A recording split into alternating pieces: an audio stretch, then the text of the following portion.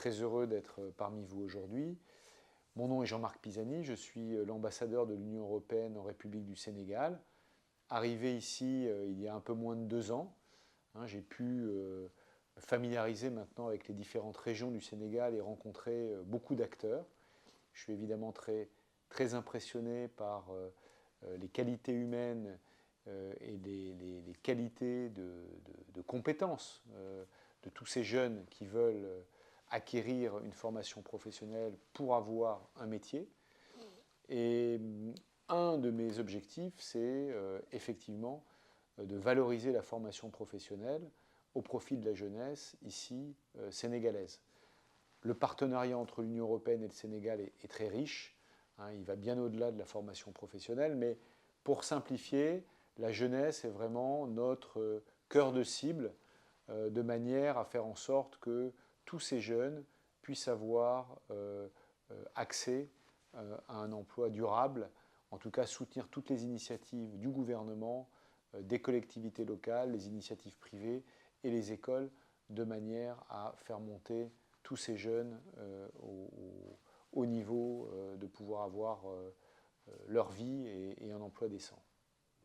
Alors Erasmus, tout court, c'est le nom d'un philosophe, théologien, humaniste, néerlandais, qui était né à Rotterdam au XVe siècle, et puis qui a surtout opéré au XVIe siècle, donc au moment de la Renaissance, et qui était caractérisé notamment par le fait qu'il voyageait beaucoup en Europe. Et donc les qualités de l'humanisme et les qualités du voyage nous semblaient bien refléter Erasmus. Erasmus est finalement un programme de mobilité entre les étudiants au départ qui a été créé en 1987 et qui a bénéficié aujourd'hui à peu près 14 millions d'étudiants. À partir de 2014, il est ouvert au monde entier et à ce jour, il y a plus de 1000 étudiants sénégalais qui ont bénéficié du programme Erasmus, donc qui leur permet d'aller étudier en Europe et de revenir, mais nous y reviendrons parce que l'école hôtelière ici bénéficie de ce programme qui au départ était un programme plutôt académique, plutôt pour les universitaires, mais qui petit à petit s'est élargi, et y compris sur des formations professionnelles tout à fait pratiques, ce qui est tout à fait normal et au bénéfice des populations. Alors les ressources d'Erasmus viennent du budget européen. Vous savez que l'Europe a un budget qui est conséquent, et que l'éducation, la formation professionnelle, d'abord à l'intérieur de l'Europe, était un des objectifs. Pourquoi? D'abord pour favoriser la diversité culturelle, pour favoriser l'échange culturel dans l'esprit d'Erasme. Et c'est aussi l'esprit de l'Europe. L'Europe n'est pas qu'un grand marché, c'est aussi une très belle idée politique.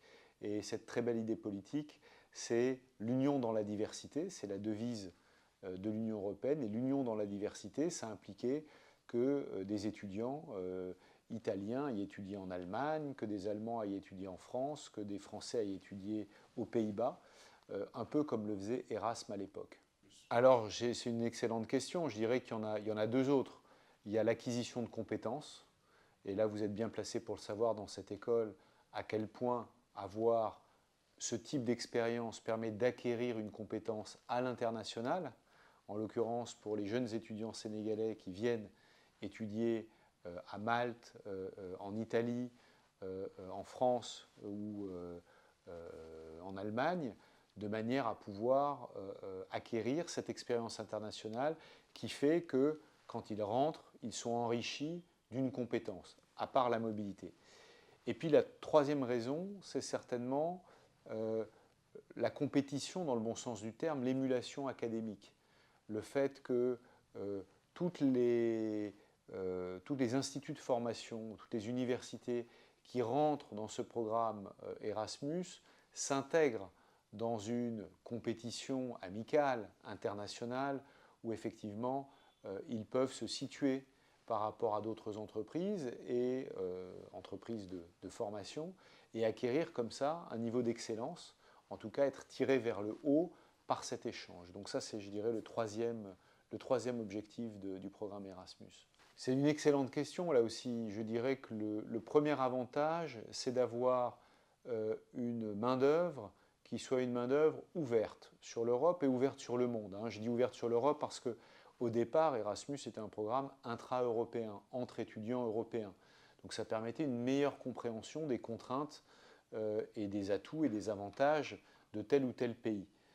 Si on l'étend maintenant à ce qu'est Erasmus+, c'est-à-dire une plateforme d'éducation ouverte sur le monde, on peut étendre ce principe au monde, c'est-à-dire une meilleure compréhension entre l'Afrique et l'Europe, une meilleure compréhension, en l'occurrence pour votre école, entre le Sénégal et puis les différents pays d'accueil de vos étudiants au sein des pays européens. Et je serais d'ailleurs très heureux de les entendre à leur retour pour me faire part de leur expérience, parce que c'est toujours très intéressant, comme on le faisait autrefois avec Erasmus à l'intérieur de l'Union européenne, de comprendre ce qu'ils ont appris, ce qui les a enrichis, leurs interrogations, et puis de revenir nous-mêmes avec des idées. Donc ça, c'est vraiment le point, je dirais, le point principal. Alors, j'ai la chance d'avoir la délégation de l'Union européenne qui est quasiment voisine de votre école. Donc c'est une école que je connais bien.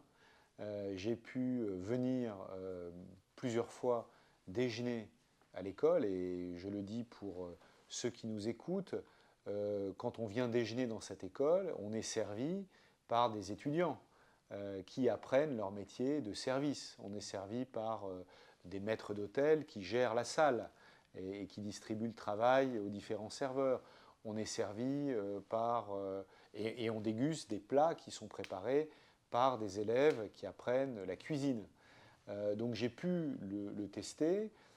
J'ai pu aussi, pour des réceptions, utiliser les services de votre école avec l'utilisation, entre guillemets, des compétences des jeunes qui sont formés et qui, à l'occasion de soirées ou de déjeuners, apprennent leur métier.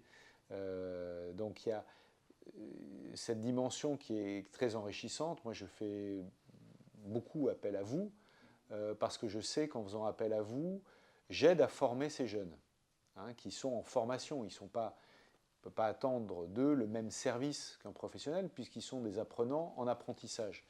Mais donc on le fait vraiment par conviction, encore une fois, parce qu'un des objectifs de l'Union européenne, c'est d'encourager la formation professionnelle au Sénégal et de faire en sorte que tous ces jeunes aient un métier, ne soient pas laissés sur le bord de la route et puissent avoir plus tard un emploi qui soit décent. Donc notre appréciation est effectivement très, très positive.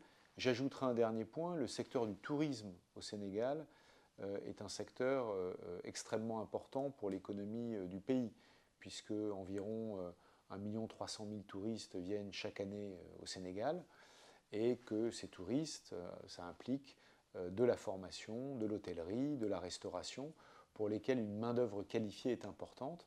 Et à ma connaissance, votre école est la seule qui fasse de manière professionnelle la formation à ses étudiants. Et je suis sûr, mais ça c'est à vous de me le dire, que tous ces étudiants vont trouver un débouché sur le marché du travail parce que la demande est importante à Dakar comme en province. Le dernier mot, c'est vraiment de vous souhaiter bonne chance, bonne continuité dans ce travail de formation, qui est un travail d'abord de conviction, de pédagogie. Les apprenants et les professeurs forment la même équipe, et c'est l'équipe qui est importante pour faire gagner le Sénégal. Merci.